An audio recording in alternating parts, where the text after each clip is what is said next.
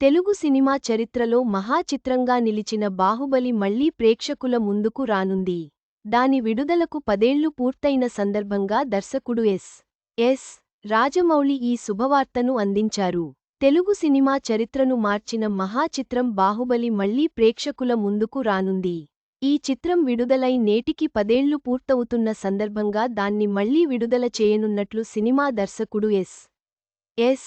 రాజమౌళి ప్రకటించారు. ఈ మేరకు రాజమౌళి సోషల్ మీడియా వేదికగా ఓ పోస్టును పంచుకున్నారు.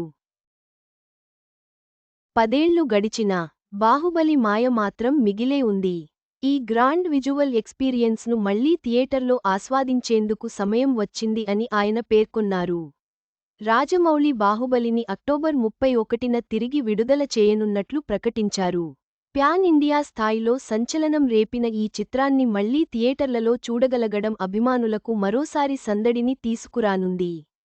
చివరగా, బాహుబలి సినిమా రిలీజ్తో అభిమానులకు మరోసారి సందడి తోడు కానుంది.